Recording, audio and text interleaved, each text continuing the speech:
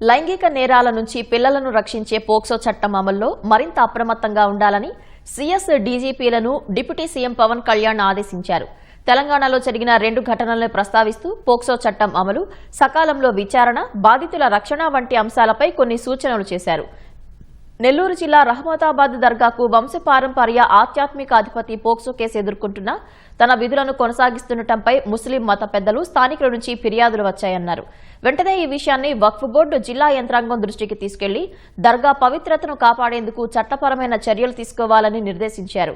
తెలంగాణలోని షాబాద్లో పోక్సో నిందితుడు బెయిల్పై వచ్చి బాధితురాలితో సహా 6గురిని ఘోరంగా హతమార్చిన ఘటనను పవన్ ప్రస్తావించారు.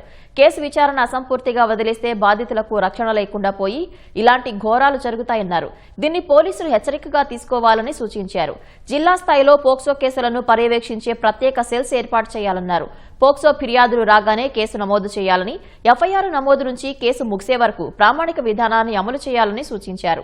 పాఠశాలలు, హాస్టళ్లు, కోచింగ్ సెంటర్లు, ప్రార్థనా స్థలాల్లో పిల్లలపై జరిగే అఘాయిత్యాలను గుర్తించి వెంటనే పోలీసులకు లేదా చైల్డ్ వెల్ఫేర్ కమిటీకి నివేదించేలా స్పష్టమైన ప్రోటోకాల్స్ రూపొందించాలన్నారు. ఈ సిఫార్సులపై తీసుకున్న చర్యల నివేదికను 30 రోజుల్లోగా సమర్పించాలని సీఎస్ డీజీపీలను ఆదేశించారు.